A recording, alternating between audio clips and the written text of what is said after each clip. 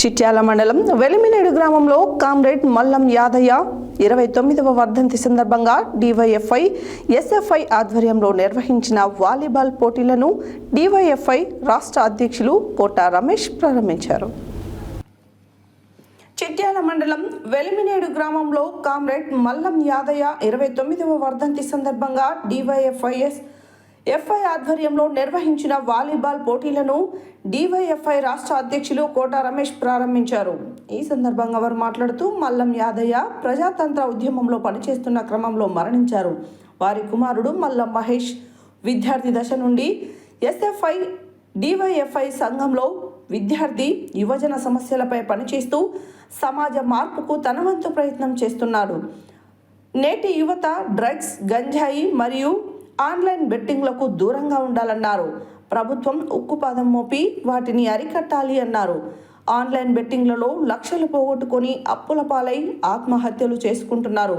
Online betting యాప్లను నిషేధించాలి, వాటిని promotion చేసే వారిపై చర్య తీసుకోవాలన్నారు.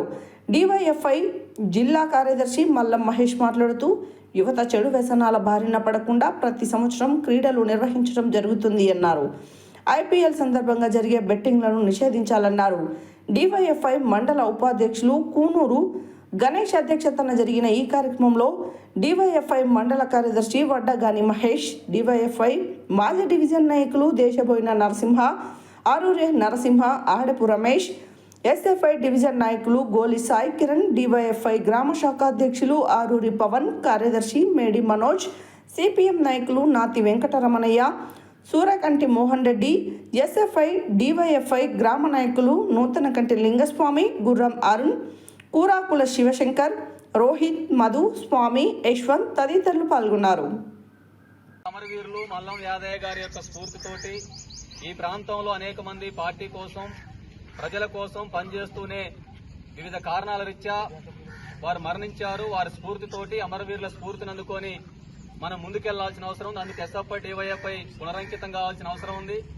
వారి ఆశయాల స్ఫూర్తిని కొనసాగిస్తూనే ఈరోజు విద్యార్థులు, యువత ఎదుర్కొంటున్న సమస్యలపై పోరాటం చేస్తూనే ఇవాళ యువత చెడు మార్గం పట్టకుండా, చెడు అలవాట్లకు, వ్యసనాలకు బలి కాకుండా మంచి ఆలోచనలతోటి, మంచి దృక్పథంతో దేశభక్తియుత పౌరులుగా ఈ సమాజం కోసం ఆలోచించేటువంటి వాళ్ళుగా ఉండాలని చెప్పేసి ఎస్ఎఫ్ఐ డివైఎఫ్ఐ ఇలాంటి క్రీడలు నిర్వహించడం అభినందనీయం. ఈ క్రీడా స్ఫూర్తిని కొనసాగించాల్సిన అవసరం ఉంది.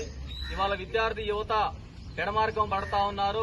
డ్రగ్స్, గంజాయి, ఇతర అనేక మాదక ద్రవ్యాలు ఇవాళ యువతని నాశనం చేస్తా ఉన్నాయి. వారికి దూరంగా ఉండాలి, మంచి ఆలోచనలతోటి ముందుకెళ్లాలి, సమాజం కోసం ఆలోచించాలి, మంచి భావాలతోటి ఆలోచన చేయాలని చెప్పేసి కూడా డివైఎఫ్ఐగా పిలుపునిస్తా ఉన్నాం.